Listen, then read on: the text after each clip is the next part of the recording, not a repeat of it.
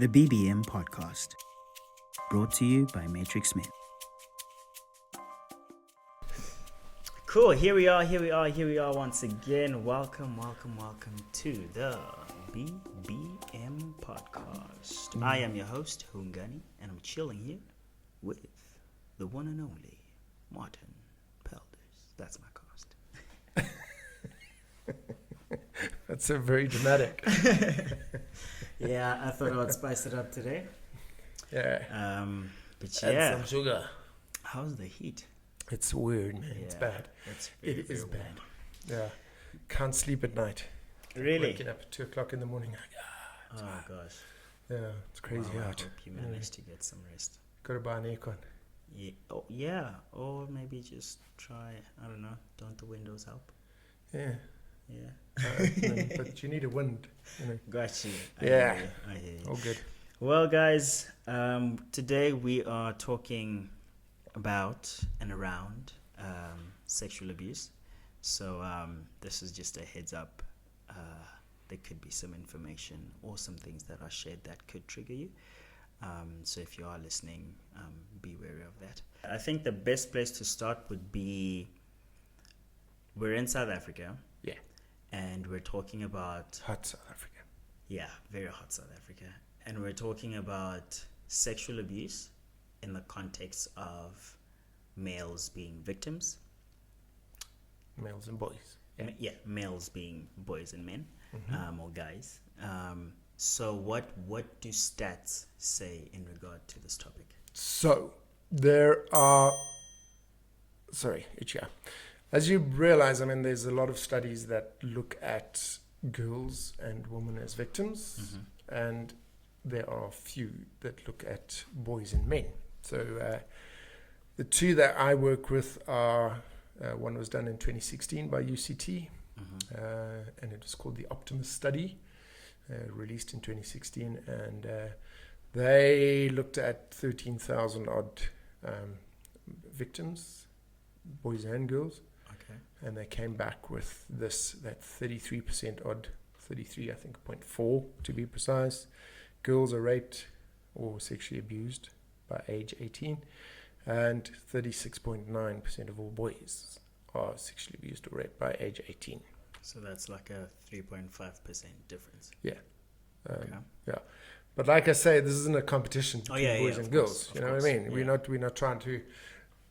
What we're trying to say is that we need to start looking at the boys, and we'll get into that just now, right? Yeah. Okay. But then the study that I like to refer to, because it breaks it down into a lot more detail, is called the 13,915 Reasons for Equity in Health. It was published in 2008. Okay. They interviewed 126,000 boys around the country, so it was a massive study. In 1,200 schools, or 1,991 or something like that. Yeah. Or 1,091 schools. Something like that. Generally, anyway, it was a lot. Over 1,000 schools. Yes. 1,191 schools. Okay. In 9 official languages, 9 provinces. So it was a big study. Yeah. And they came back with a stat that blew my socks off even. And what they were doing is they were looking for a link between the spread of HIV/AIDS. Back then, HIV/AIDS, remember we had the denialists with Mbeki and all that sort of stuff. So they were looking for a link between the spread of HIV/AIDS and sexual abuse. Okay. And I'd like to say they found it. Yeah. Okay. Which is not a good thing. Okay. Because quite often we have this theory that boys who are victims of sexual abuse don't go on to become abusers, which this kind of messes up that theory, right? Okay. So what they found is that 10% of all boys are raped every year. Okay. Limpopo being the worst province, all right, followed closely by, I'd be lying if I told you. I can't remember the second one. I always remember the first one. And by boys, you mean 18 and younger? 18 and younger, Okay. yes. Okay. Back in those days, the age of consent was 18 still. Okay. Now it's dropped down to 16 in South Africa, right? And people, please, so many people get it wrong and they come with the age of consent is 10, 11, 12. No, it's not. It's 16. Finished. Okay, get that right. Okay. Then, it gets a little different when there's two 16-year-olds or Yeah. two 15-year-olds or Yeah. two 14-year-olds, then the laws change a little bit because they don't want to persecute the 14-year-old and then, like, accuse them of rape and send them to jail and things. Right. But we'll get into that some other Yeah, time, right? That's a completely different. Completely different story. Okay. Yeah.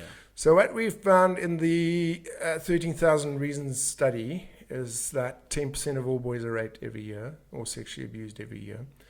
That by the age of 18, 44% of all boys have suffered some form of sexual abuse by age 18. Okay, that's a lot. Yeah. Right. That's Then what they almost half. did is they broke it down into perpetrators. Okay. Okay. So how many boys were raped by women, by men, or by both genders? Gotcha. Okay. And the breakdown was thus, right? 41% of all boys were raped by women. Out of the 44%. 41% of that 44% Yeah. were raped by women. Sure. Okay.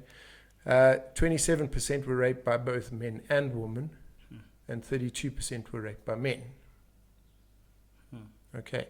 So there, another issue that we never talk about. Right. Boys being raped by older women. Yeah. All right. So like I said, it's not cool if you're 12 and a 40-year-old comes and rapes you. Yeah. I mean, I was counseling a guy the other day. His aunt raped him from the age of 5. Jeez. So that, I mean, seriously, Yeah. that's crazy.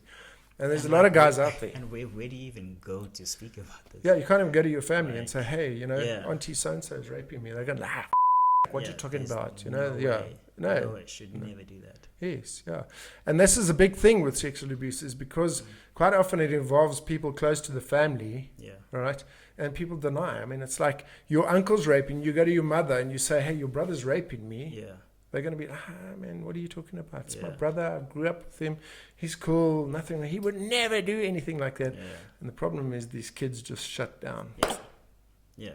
Because You I know? mean, I came to you with this very traumatic thing that has happened to me, and I was trusting in you that I would find safety by confiding in you. And what's even worse is like you, my mother, Yeah. don't believe me. You'd rather believe somebody else. Yeah. And that's a big issue. Yeah. And kids shut down and never to speak again, Yeah. until they get into their 40s So now, or thereabouts. when we look at these stats, Yes. because I mean, when firstly those numbers are insane, and 44% of the boys grow up to become men in our country, to become young adults in our country. Do you think? Well, hopefully some kill I mean, themselves yeah, along the way. of course, we hope that they Yeah. make it through. But do you think there's like a somewhat of correlation between that stat and looking at how women are so victimized in our country when it comes to rape? Yeah. I'd like to, part of this study was also a reason why I like it so much is Yeah. because it came back with a stat that said these boys that were raped as children are 4 times more likely to perpetrate a rape. The BBM podcast, brought to you by Matrixmen. Okay, and something we need to point out here, if a little boy has been repeatedly exposed to porn, Yeah. it has the same effect on his brain as actual physical abuse or sexual abuse. Sheesh. Okay, because we pre-sexualizing that kid. Yeah. We're showing him that, like, this is cool, and, okay, so his brain has become sexualized before it should become sexualized. Right. So usually boys would get that kind of sexual maturity will start happening when they hit puberty. In other words, the voice starts going, that cool, and they start developing pimples, and the first pubic hair appears, and all that exciting stuff. Yeah. First chest hair, and the Yeah. guy wants to start shaving. Like, I'm still waiting for my chest hairs, so let's not talk about that. Sorry, dude. That's okay. So now we don't, anything that pre-sexualizes these kids before it's that they're not ready for it. Yeah. Okay. And that's what messes them up. When we have this kind of information, like, what's the objective? Like, what can we strive for? What can we do about this very thing that we're talking about? Okay. So my goal has been and always has been is to raise awareness about the fact that so many boys are being perpetrated on. Okay, so that so many boys are victims because we just don't talk about it. Yeah. You know, and I always refer back to my story when I was 16 and I walked into a rape crisis center looking for support, and all I saw was posters of women as victims, men as perpetrators, and that wasn't my story. Yeah. You know, my story was I was a little boy and I was being hurt by a woman. Yeah. I was being raped by a woman. People were doing stuff to me. It was a woman, mostly at that point in my life, right? And so it kind of told me that I was crazy, that there was something wrong with me. So I shut down, all right, and I never opened up again. Yeah. I mean, I started hiding myself, you know, my feelings, my emotions in a bottle. So I kind of want to raise awareness about this thing. But also what happens in this country is that when these boys who are broken, because essentially that's what it is, they're broken, are going out there and hurting other people, then we all start with the men are trash, and men are, you know, patriarchy must die, blah, blah, blah, blah, and we're always on about how bad men are. But when these boys are hurting and looking, where do they go for help? Right. Nobody talks about it. Yeah. So my theory is, and this is my own theory, okay, of course. but it makes sense looking at the numbers, is that if we can help those boys and get them into counseling before they start raping other people, if we can get them into counseling and get them into support, so we can say to them, guys, we know this happened to you, but it's not cool to go and hurt somebody else. Yeah. You don't want to do that. Yeah. You know what? We know that you were hurt, but let's fix you so that you don't go on to hurt other people. Yeah. Then we can start making a really effective change to the rape stats and the rape crimes in this country. Yeah. You know, we can't keep leaving the boys that are broken. I mean, nobody grows up going like, when I'm big, I want to be a rapist. Yeah. You know, nobody does that. We don't, you know.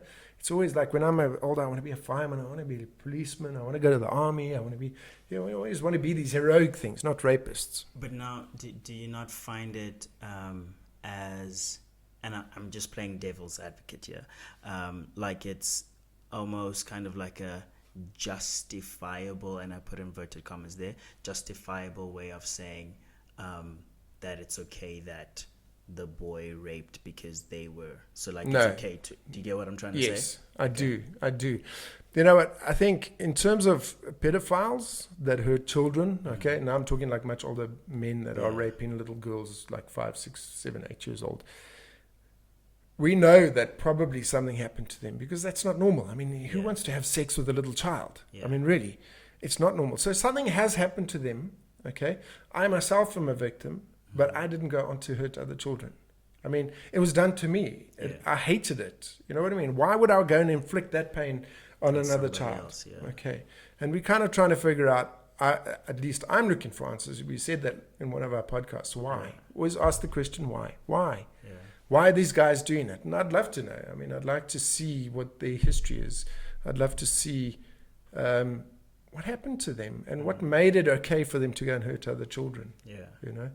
But it's not okay. It's Yeah. not okay. If you're a victim, doesn't mean you can just go and hurt other people. It's not cool. Okay. Yeah, I just wanted to clarify that. Thank you. Yeah, a no, lot it's of, a important. lot of the time, like when we talk about these kind of things in spaces that are not familiar with this kind of talk, like my wife and I, we also like to kind of play devil's advocate, especially when people are ranting about the things that are happening in our country, right? A lot of the time, like what we get as feedback from what we've said is like, oh, so you're basically saying that it's okay that the guy did this to her, or that you're saying that it's justifiable, and it's like, no, but what we're saying is we can't keep doing the same thing and expect a different result. Like if we're always constantly concerned about, not to say we shouldn't be concerned about the victims, but we never look at the perpetrators, then we'll never get to the root cause of what's happening. You know, so yeah, I'm really glad you said that. No, it's important. I mean, we need to fix these young girls and men and boys and women that are being raped. Absolutely, we need to fix them. But we're so busy patching them up, we're not looking at the perpetrators and going like, how do we fix them? How do we sort them out before they become rapists? Yeah. You know? And the only way we're going to do that is And like while she was saying that, I was just thinking, when you go to a braai or you go, and you're standing around the braai having a talk, and then this guy will come and it's like, yo, check at that chick. Yeah. And like people don't invite me anymore because I go like, yeah, so what do you want to do? What's up with that chick? Yeah.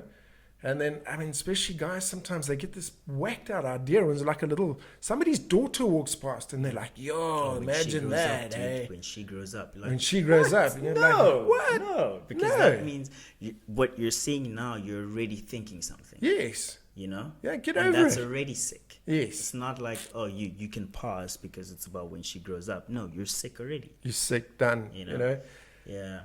I get that. And good on you, actually. Because there's people who you'll find feel like this and have the same kind of understanding, but won't have the courage to stand and like put their foot down and have the courage to actually confront the person. So if you're not getting invited to brides, you're not missing out on anything. Yeah, I don't want to hang around with people like that anyway. That is not. Yeah, she was. Yeah. Whew. Okay. Tough stuff. I just needed to exhale there because it's getting toasty in here. I hope you guys are still with us. It's because we had to turn the fan off. No, this conversation is making my brain do a lot of somersaults. But yeah, I hope you guys are still with us. And if you have any comments or any thoughts regarding the topic, please do comment below and don't forget to subscribe. The BBM Podcast, brought to you by Matrixmen. I'm trying to get to more of a practical thing, because like I know even for myself, I will very easily like be drawn to a motivational video on like YouTube, for example, or a motivational book or self-development book, instead of like really seeking like a lot more like deeper, within, whether it's with the therapist, psychologist, or whatever, or with a counselor. Yes. Like what's your take on that? What's your take on like? You know what motivational speakers are like? What are they like? Yeah, they're like fluffy down duvets. Okay. Explain that. Yeah, I mean, you know what? And the reason why I say this is because I went. Okay, so just think about it. Okay, I'm a kid. I'm depressed. I've tried suicide 5 times between the ages of 16 and 25. Okay. I just wake up every day. I want to die. Yeah. All right. I don't think about these things. I don't think about my abuse as a child. Yeah. I'm not thinking. I've kind of blocked a lot of those memories. Those memories only came back to me when I was in my 40s, like 45, I think, 44, 45. And the brain is an amazing tool because it'll take things that are too painful for you and it'll just shove them into like a box somewhere. It just like shuts them in there, boom, and you forget about it until one day you're walking along and somebody says something and you go like, wow, and you get triggered, right? Yeah. So now you can go to all the motivational speakers you want. And I love some of them. I mean, some of the guys are really cool. I like them. I mean, and some of this stuff works, but only for people who aren't broken. You know what I mean? If you don't deal with what happened to you as a child, you can go to as many motivational speakers as you want to. You can read as many motivational books as you want to. It's not going to help you. It'll work for like a day or 2 or 3. And then you're going to lose it again. And then you have to go back. It's because you're not dealing with the stuff that caused the mental state that you're in now. And you need to go back and deal with that painful stuff. I have the saying that says, from great pain comes great growth. The things that are most difficult to deal with are the things that grow you the most. Yeah, my psychologist said to me the one day, because I arrived for the session, and I was like, I don't even know if I should be here today. Like, I'm feeling really good. And she's like, you see, when you feel good, like this, that's when you know that there's problems. Yes. Because I think it was like my 4th session with her, and she was like, no, it has to get worse before it gets better. It does.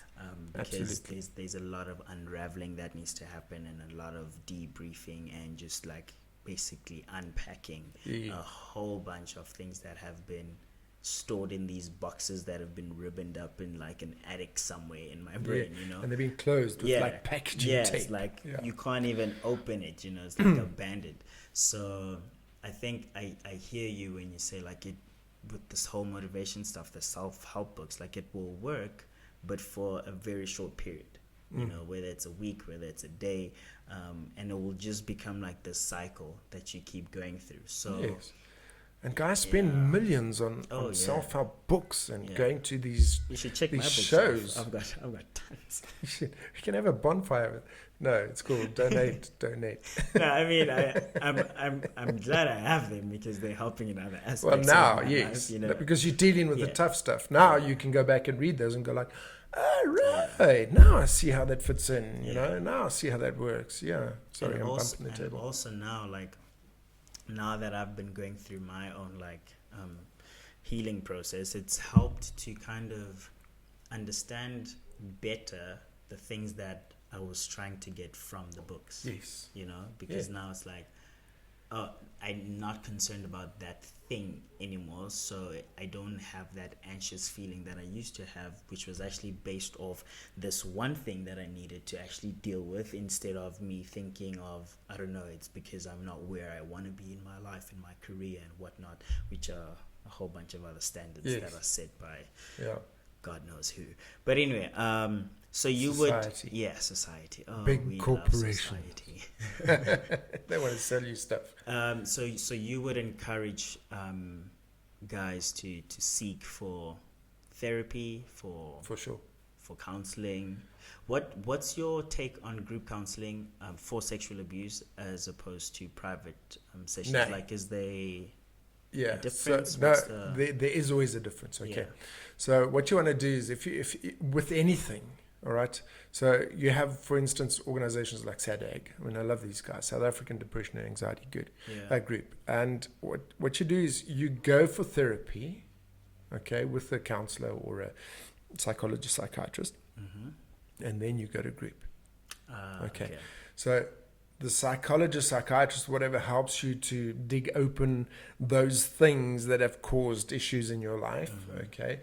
Gives you tools to deal with it, and then you go and sit with other people, and that brings like a sense of normal. Yeah, you know, because I'm not the only one. Yeah, I'm not the only one. And guys, you know, I mean, I had a guy came into one of our sessions. He says, like, the one time a week where I can come and feel normal.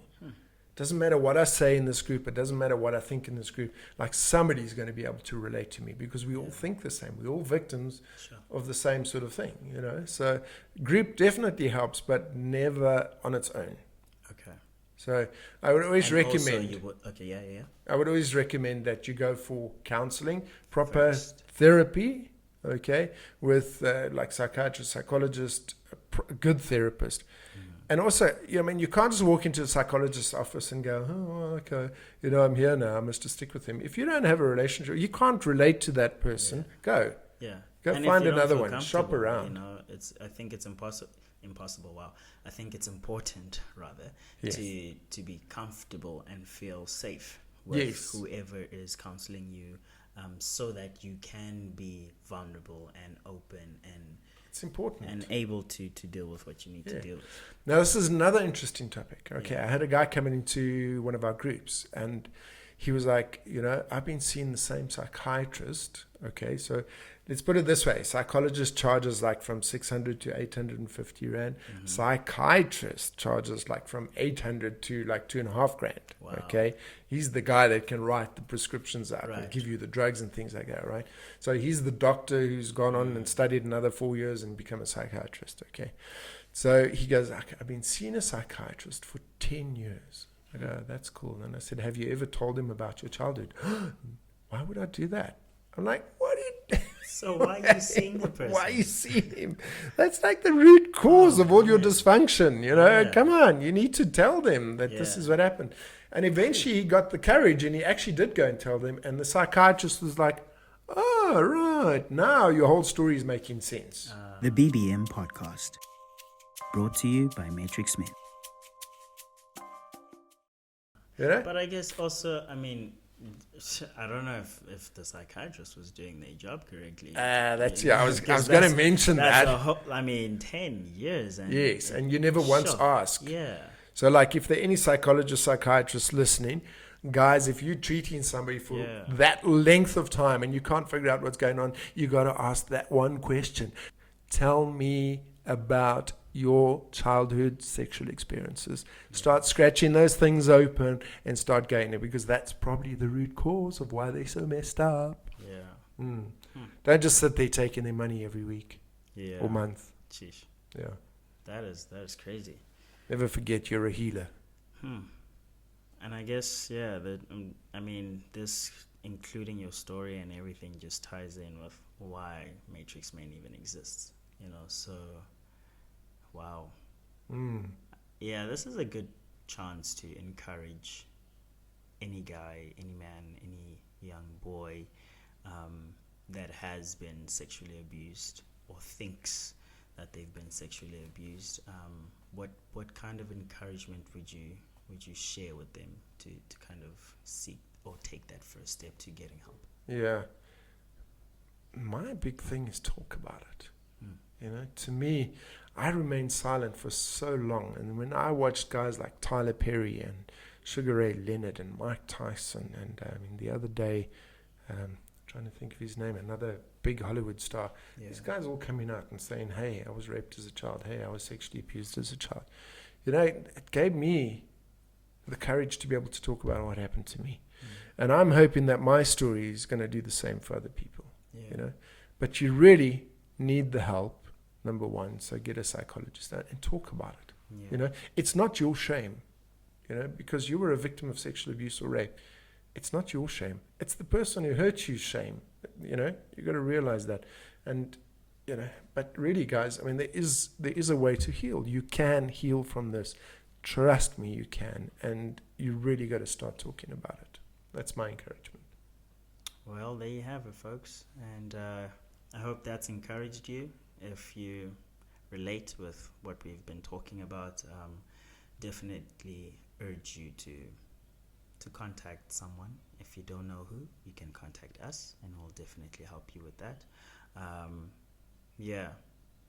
Please comment down below, just to kind of give us more of an idea what you guys think about this topic, because there's some people who, based on culture and society, don't believe that this happens to boys, that this happens to men. And we're talking about sexual abuse here, whether it's molestation, fondling, rape, you know the list. I just want to kind of also start bridging in different cultures and communities, because sometimes we talk about things, and because a particular culture or tribe doesn't associate with it, then it's not real, it's not true. So how do we then get into those places and dig deep and uproot the truth, so I think let's engage in the comments, and if you guys know of any, whether it's in your tribe or in your culture or in whatever traditions you know of this, and maybe you're part of that culture, in terms of that's I'm Tsonga, and in our tribe, if I could call it, I've never spoken to anyone in my family ever about sexual abuse towards males, ever in my life. Yeah, exactly. Even though my family knows that I'm part of Matrixmen, no one has ever even asked, hey Hungs, why did you join Matrixmen? Never. What did they do? It's how you, and the thing is, they know what we do. Yes. Because I post it, I talk about it on my social media platforms, I talk about it in my interviews on different stations and all that kind of stuff, so they know what it does. Yes. But no one has still don't want to talk about it. They've never, what if I went through something? you know, but you've never asked, but you know what I'm part of. You get what I mean? So, and this is why I'm bringing this up. So if you relate to this, please comment in the comments. If it's also maybe something that has caused you not to speak out or open up, let's engage in conversation, just not only by you listening to myself and Martin speaking, but we can also communicate with you through the comments. So please do engage, comment, guys. and let's start talking together. And let's be the agents of change.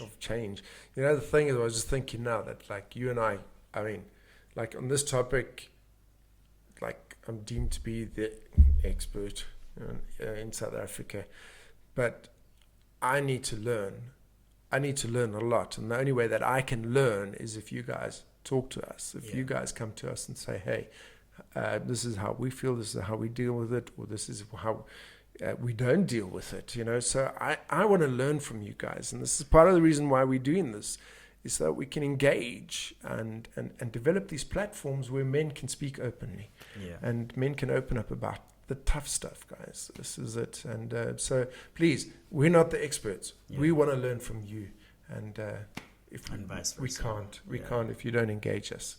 And if you don't feel comfortable doing it in the comment section, direct message us or send us an email. You are more than welcome to email us, or you can even WhatsApp us on our number. You're more than welcome to. Details are on the screen right now, and they are in our description, our bio. Awesome. Is there any last words you'd like to say? Let's change the world. that's my feeling. All right. Let's change the world. We can. We definitely can. So let's go out there. Let's change the world. Let's build better men. Hey guys, thank you once again for tuning in to the BBM podcast brought to you by Matrixmen. If you enjoy our content, if you like what we're doing, please make sure that you give us a thumbs up on our social media platforms, even on this video if you're watching on YouTube, and definitely on the podcast if you're listening. And make sure that you share it with your friends and your family. You never know who might need this. And of course, subscribe to our channels, you know, so that you don't miss an update. But also please comment, you know, so that we can engage with you guys and let's conversate. And just kind of create more conversation around what we're talking about. We really, really appreciate you all. And until next time, this is the BBM podcast brought to you by Matrixmen. I really like saying that. Cheers, guys. The BBM podcast brought to you by Matrixmen.